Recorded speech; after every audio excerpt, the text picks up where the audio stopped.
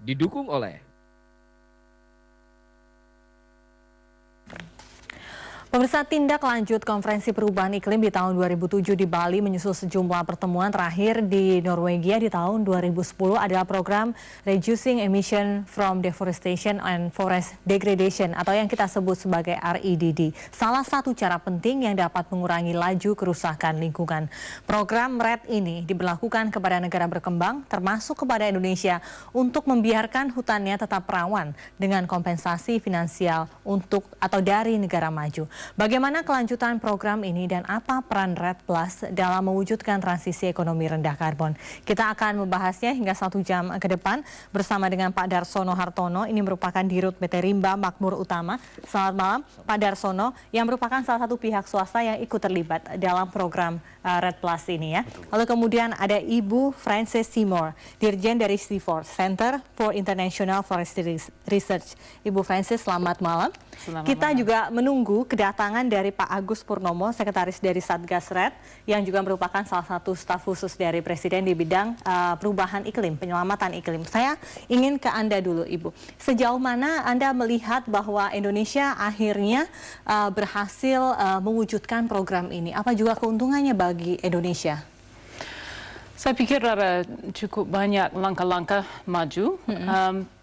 Saya pikir yang paling penting 2 tahun yang lalu waktu Pak Presiden bikin komitmen untuk mengurangi emisi Indonesia 26% tanpa bantuan dari luar negeri. Dan itu cukup sulit ya? Betul, itu komitmen kalau saya nggak salah yang pertama dari kepemimpinan di negara-negara berkembang yang secara sukarela mengambil satu komitmen sebesar itu. So itu penting sekali dan perlu keberanian beliau. Dan apakah komitmen itu berhasil diwujudkan hingga saat ini? Belum ada satu pun proyek yang dilaksanakan. Oh, sudah ada banyak. Saya pikir proyek percontohan. Ada 40 proyek percontohan yang sedang berjalan dan ada yang lebih maju daripada yang lain. Tetapi Pak Darsono bisa menjelaskan beberapa mengenai yang satu dan beberapa. Kami ada program penelitian baik di sini di Indonesia maupun di seluruh dunia untuk menyelidiki sejauh mana proyek itu betul-betul bisa mengurangi emisi karbon, juga bisa meningkatkan kesejahteraan masyarakat. Dan ada temuan awal dari 5 proyek seperti itu di sini di Indonesia. Dan temuannya adalah? Sekarang ini ada beberapa hal yang sudah muncul yang harus diatasi sebelum RED bisa berjalan dengan baik. Misalnya soal tenure. Di sini di Indonesia masih ada banyak konflik mengenai status kawasan hutan, siapa yang memilikinya atau ada bentrok di antara klaim satu pihak dan klaim yang lain. Dan temuan dari penelitian kami termasuk bahwa di antara 20 desa di dalam yang 5 pilot proyek itu, sebagian besarnya merasa insecure dari segi tenure. Ada pihak ketiga yaitu HPH atau perusahaan pertanian atau kegiatan dari desa tetangga yang bergerak di dalam kawasan hutan desa mereka. Dan di dalam 40% desa itu mereka pernah ada pengalaman mereka coba melindungi hutan dari pihak ketiga dan gagal. So jelas bahwa kalau mereka akan bisa kontrol masa depan hutan mereka, akan harus menyelesaikan soal tumpang tindih tenure itu. Oke, itu masalah potensi konflik. Nanti saya akan kembali kepada Anda untuk mencari tahu penelitian soal potensi korupsi di wilayah-wilayah tersebut. Saya ke Pak Darsono dulu. Anda sejauh mana terlibat pihak swasta atau dilibatkan oleh Satgas sejauh ini dalam melaksanakan 5 pilot project ini? Jadi kami dari perusahaan swasta, kami melihat bahwa kegiatan REDD ini merupakan suatu potensi bisnis jangka panjang. Jadi kalau kita lihat itu menjaga hutan, kita bisa melestarikan lingkungan, ini merupakan suatu paradigma yang baru, di mana semua stakeholder atau pemangku kepentingan bisa mendapatkan benefit. Semua ini terjadi karena masalah perubahan iklim ini masalah global. Jadi bukan hanya masalah Indonesia saja. Jadi apa yang telah kita lakukan selama 100 tahun terakhir ini di masa industrialisasi, itu mengakibatkan perubahan iklim. Yang kita lihat di mana ada ekstrim atau cuaca yang ekstrim yang telah terjadi di mana-mana, dan ada keinginan negara maju untuk mengurangi masalah perubahan iklim ini. Jadi itu yang diharapkan dan negosiasi itu berlangsung di Copenhagen, di Cancun, dan tahun ini mungkin di Durban, South Africa. Jadi karena mereka tahu perubahan iklim ini nyata bahwa akan memberikan dampak yang negatif ke kehidupan manusia. Jadi ini masalah yang udah harus kita atasi untuk generasi akan datang. Kalau kami dari pihak swasta, kami yakin bahwa ini bisnis jangka panjang. Jadi dengan kebetulan kami akan mengelola lahan gambut di Kalimantan Tengah. Dan itu pun sebenarnya berdasarkan studi dari C4 sendiri, lahan gambut itu lebih bagus dikonservasi dan direstorasi daripada dirubah fungsinya. Jadi kalau kita kembali lagi ke permasalahannya itu, kenapa REDD begitu marak, itu kalau kita lihat dari profil perubahan iklim, hampir 20% dari emisi gas rumah kaca itu dari sektor yang kita sebut tata guna lahan, perubahan tata guna lahan, dan sektor kehutanan. Di mana Indonesia sendiri, kalau kita lihat profilnya, nanti mungkin Pak Pungki bisa menjelaskan lebih detail, itu kontribusi gas rumah kaca dari sektor ini sangat besar. Nah, ini juga bisa menjadi potensial apabila kita bisa menurunkan emisi ini, mungkin ada, atau saya yakin ada kompensasi yang akan diberikan oleh negara maju. Ini suara yang cukup jarang dari pihak swasta karena berkecimpung dalam REDD ini juga membutuhkan investasi yang cukup banyak dari Anda, dari pihak swasta. Insentif pun juga belum jelas. Ya, saya akan langsung kembali kepada Ibu Francis. Ibu, ini ada anggapan bahwa negara maju ini seperti ya bisa dikatakan menggunakan RED ini untuk menekan negara berkembang begitu. Agar tidak maju, jangan mengunduli hutan Anda padahal ekonomi terus berjalan. Tanggapan Anda sendiri seperti apa? Well, pertama, harus diakui bahwa negara-negara maju yang mungkin pernah menghancurkan hutan mereka menyesal. Dan jangan sampai negara-negara berkembang ikut contoh yang sebenarnya tidak contoh yang baik. Karena kita sadar sekarang bahwa hutan menyediakan banyak jasa ekosistem yang mungkin sampai sekarang nggak dihargai oleh pasar, tetapi sebenarnya penting sekali buat pembangunan. Misalnya jasa lingkungan dari hutan mendukung keberlanjutan sektor pertanian. So penting buat kepentingan warga negara Indonesia, tidak hanya untuk dunia, skala global. Jadi saya pikir ada banyak kesempatan yang bersifat win-win. Misalnya kalau Indonesia mau meningkatkan produksi minyak kelapa sawit, ada banyak lahan yang sudah gundul dan bisa memperluaskan penanaman kelapa sawit di lahan itu. Jangan sampai di lahan gambut itu akan melepaskan banyak emisi karbon dan tidak usah. Jadi ada jalan menengah di mana bisa melestarikan hutan dan merendahkan emisi karbon sekaligus meningkatkan produksi. Nggak usah memilih satu atau yang lain. Oke, proyek pertama akan dilakukan kalau tidak salah di tahun 2012. Ini kelima proyek ini masih pilot begitu ya, masih proyek percontohan. Untuk agar bisa proyek yang pertama itu berhasil dan didukung semua pihak termasuk sektor swasta, apa yang harus dilakukan oleh pemerintah? Waduh, ada banyak tantangan yang harus diatasi dan salah satu langkah maju yang diambil oleh pemerintah beberapa bulan yang lalu adalah moratorium yang berjalan untuk 2 tahun, dan moratorium itu memberikan kesempatan breathing space sedikit untuk meninjau kembali dan mungkin memperbaiki proses tata guna lahan dan kerangka regulasi yang mungkin harus diperbaiki untuk melaraskan baik antar sektoral dan insentif yang dihadapi oleh sektor swasta seperti Pak Darsono.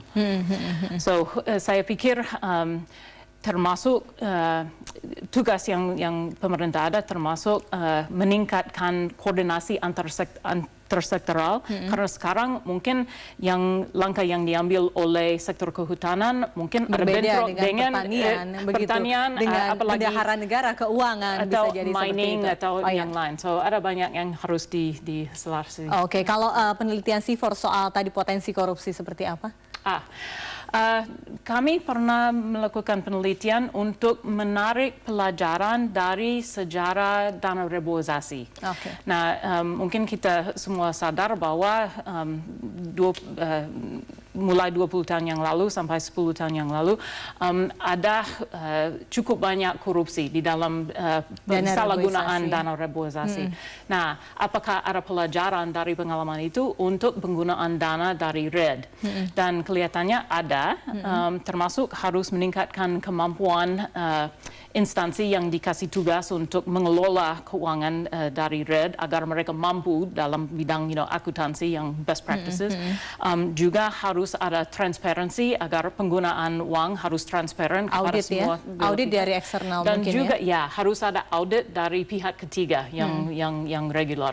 Itu 3 hal yang harus dilaksanakan agar risiko untuk korupsi dikurangi. Oke, Pak Darsono, sampai sejauh ini seperti apa komunikasi dengan pemerintah, pihak swasta dan C4 agar di tahun 2012 ini sudah tidak akan ada lagi pilot project selanjutnya, langsung ke project pokoknya begitu? Saya rasa ini suatu pembelajaran yang kita harus hadapi. Apakah itu, seingat saya 4 tahun yang lalu kita berpikir bahwa kita mungkin sudah maju tahun 2011 ini, ternyata kita belum. Cuman yang perlu dilihat itu sebenarnya ini momentum yang benar-benar baik di mana bukan hanya pemerintah dan swasta itu bisa berperan. Jadi kalau kita lihat perubahan paradigmanya sendiri itu di mana ini kesempatan untuk civil society juga ikut terlibat dalam hal ini. Jadi contohnya begini, jadi sebagai project developer yang kita harus sebagai proyek pencontohan, karena pasarnya itu belum ada pasar wajib, yang orang bilang Kyoto atau compliance market. Dalam hal ini pasar karbon ya, untuk menjualnya. Untuk menjual kita tuh melalui pasar sukarela. Cuman pasar sukarela itu melalui proses yang sangat saya rasa detail ya, karena arti kata transparansinya, gimana kita harus bisa menghitung metodologi berapa karbon yang bisa kita reduksi. Jadi sebenarnya kembali ini semuanya performance based. Jadi tidak hanya kegiatan yang kita harus bisa dibuktikan bahwa kegiatan kami itu bisa menurunkan emisi karbon. Nah itu satu, itu diperlukan metodologi yang benar-benar base-nya scientific. Jadi C4 dalam hal ini kami juga mendapat banyak input dari C4 untuk melakukannya. Nah di luar itu dalam hal segi komunitas itu ada yang namanya free prior informed consent. Jadi boleh dibilang persetujuan dari masyarakat tanpa paksaan bahwa kita tuh akan melakukan kegiatan ini. Tanpa itu kita tidak akan mendapat validasi atau verifikasi untuk karbonnya. Jadi inilah kembali lagi saya bilang bahwa ini sebenarnya kesempatan untuk kita merubah tata kelola kita. Sehingga kita bisa melanjutkan yang namanya bisnis berkelanjutan. Nah, ini jadi momentum ini saya lihat harus dipakai oleh orang Indonesia karena kita tuh pemilik hutan tropis ketiga terbesar di dunia. Dengan kesulitan sedemikian rupa, masih untungkah bagi kita untuk mengejar bisa dikatakan kepedulian lingkungan kita dan juga untuk mengejar pendapatan dari pasar karbon yang masih belum jelas ini melalui program RED Plus ini? Jadi kenyataannya itu selalu nanti yang dibicarakan itu mana proyeknya? Iya. Kami ada uangnya, kami tidak ada proyek. Padahal seharusnya tidak boleh seperti itu. Jadi kenyataannya makanya kami tuh sebagai pihak swasta kami ingin mengimplementasikan apa kebijakan pemerintah dalam hal ini sebagai regulator, dan kami akan bekerja sama dengan scientific research-nya dengan C4. Singkat saja, pemerintah menurut Anda sudah siap? Saya rasa pemerintah ini kan sudah baru cukup dibangun progresif lagi ya. Satgas yang baru ya. Betul, sudah cukup progresif. Kalau kita lihat sendiri yang kita harus perbaiki itu tata kelolanya. Iya, dan sudah bergabung tamu yang kita tunggu-tunggu dan terkena macet ini Pak Agus Purnomo, Sekretaris dari Satgas RED dan Staf Khusus Presiden untuk Perubahan Iklim. Pak Agus, selamat malam.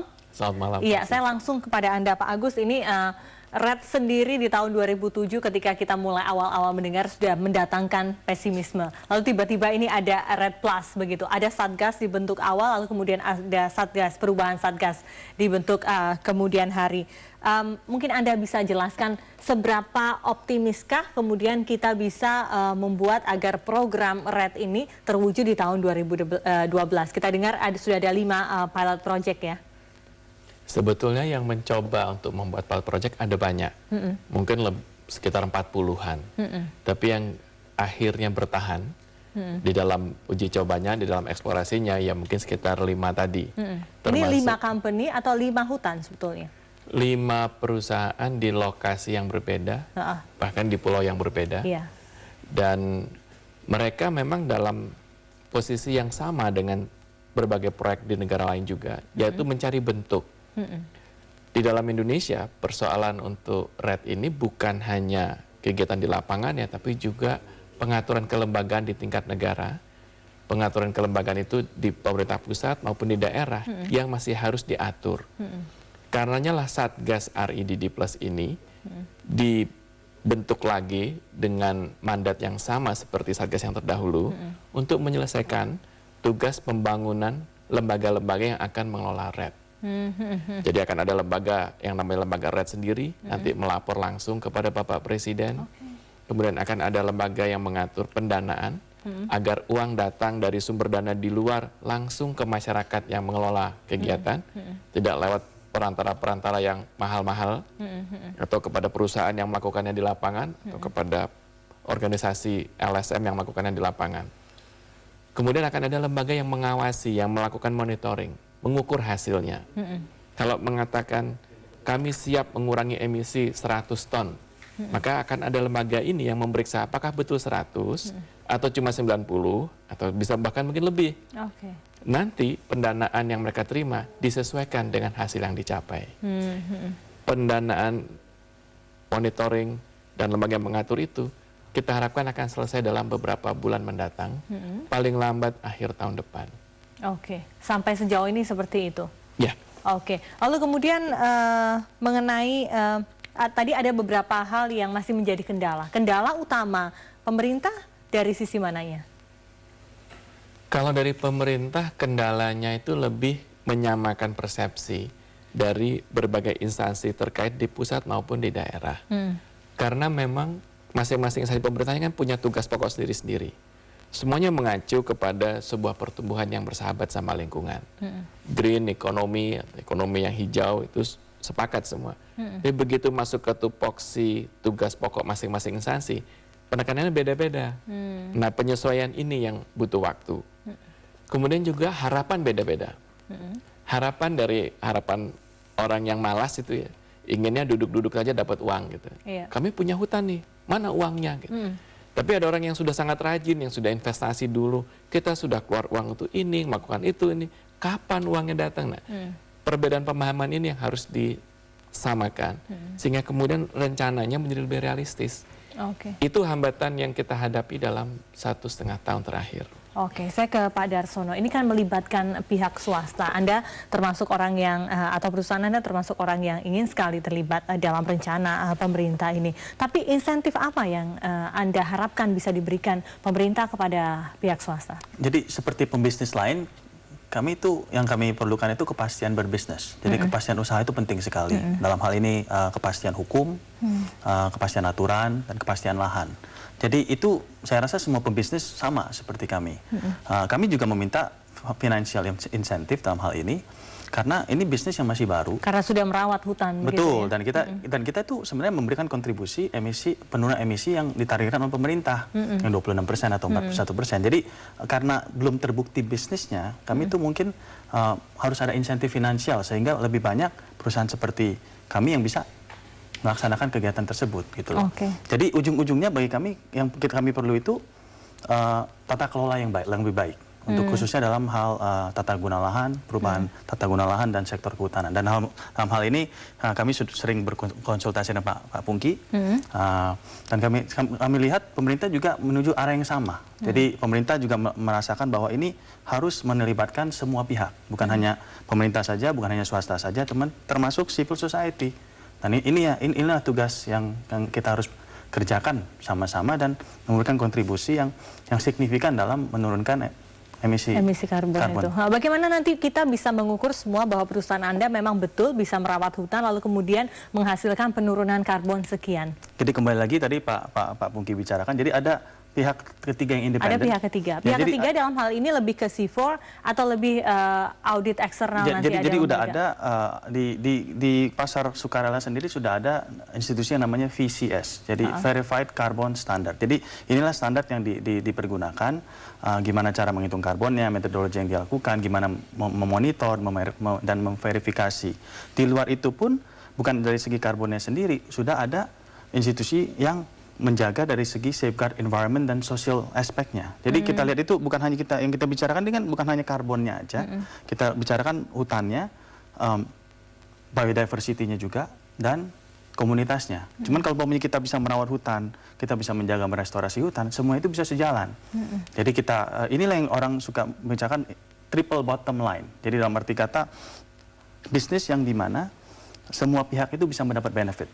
Jadi dari segi pemerintah mendapatkan pendapatan, dari swasta kita juga bisa dapat untung, komunitas juga harus mendapatkan untung. Oke, tapi benarkah komunitas akan mendapatkan untung? Iya, saya akan lanjutkan perbincangan ini. Saya ke Ibu Francis lagi. Ibu, ini tampaknya pemerintah optimis, swasta juga optimis mereka akan untung. Jangan-jangan pemerintah swasta bersatu padu dalam tanda kutip berkong kali kong ini yang menjadi korbannya adalah komunitas hutan itu sendiri, masyarakat sendiri. Bagaimana melakukan pengawasan agar hal itu tidak terjadi?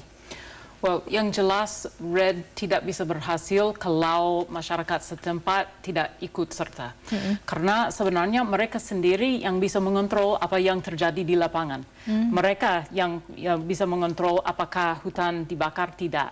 Jadi baik secara normatif, kalau mereka punya hak harus diakui dan dihormati, tetapi juga positif kalau mereka tidak terlibat, REDD tidak akan berhasil. Jadi untuk alasan normatif dan positif, masyarakat setempat harus diikutsertakan. Nah, ada beberapa langkah yang bisa diambil untuk memastikan bahwa tidak hanya mereka nggak dirugikan, tapi justru mereka meningkatkan kesejahteraan mereka. Yang satu, mereka harus dapat informasi yang lengkap. Seperti Pak Darsono bilang tadi, ada konsep free, prior, and informed consent. Agar sebelum ada gerakan REDD di satu tempat, masyarakat setempat sudah tahu apa yang direncanakan, sudah sadar dan sudah menyetujui secara formal bahwa ya menerima dan bersedia ikut serta. So mereka harus dapat informasi sebelumnya dan mereka harus cukup mampu untuk merundingkan kepentingan mereka sendiri. Jangan sampai ada pihak ketiga yang datang atas nama masyarakat setempat karena belum tentu, walaupun motivasinya baik, belum tentu mereka tahu kepentingan masyarakat. So mereka harus ada kesadaran dan kemampuan untuk merundingkan atas kepentingan mereka sendiri. Dan juga seperti dibahas tadi, harus ada pemantauan penggunaan uang dan Pak Pungki udah bilang akan ada lembaga yang menjalurkan pendapatan secepat dan selangsung mungkin kepada lapangan agar nggak ada bocoran-bocoran ke pihak lain. Oke, Pak Agus, akankah semudah itu begitu ya? Akankah terus kemudian akhirnya korbannya bukan masyarakat asli di daerah tersebut? Sebetulnya bukan masalah sulit atau mudah. Masalahnya apakah memang keinginan untuk melakukan itu ada di lapangan. Kalau masyarakatnya masih masyarakat yang tradisional, yang memang menjaga hutan dan hidup dengan hutan, bersahabat dengan hutan, maka itu menjadi mudah. Ya? Iya. Tapi kalau di sana sudah terjadi perubahan, di mana sebagian masyarakat ingin menebang hutan, sebagian lagi ingin menjaga. Ada juga pertambangan yang di sana. Sebagian ingin menambang sana, sebagian ingin membuka kebun di sana. Memang secara kenyataannya di sana ada konflik. Kita harapkan REDD ini bisa mengurangi konflik karena akan ada dana yang mereka bisa terima. Kalau kesepakatannya adalah menjaga hutan. Kalau kesepakatannya merusak hutan, dananya tidak akan turun. Oke, tapi REDD ini juga akan menyentuh hutan-hutan yang sudah ada penambangan di sanakah, sudah ada proyek-proyek yang lainnya, atau hanya hutan yang masih lestari? Yang ingin dilakukan adalah mengurangi emisi dari kerusakan hutan. Kalau kerusakannya belum parah, belum hilang sama sekali, masih bisa dipulihkan, di sana masih ada potensi untuk melakukan pengurangan emisi. Kalau hutannya sudah jadi aspal, jadi beton gitu ya, biarkan saja. Ya mau dikurangi gimana emisinya? Susah sekali untuk mengembalikan hutan.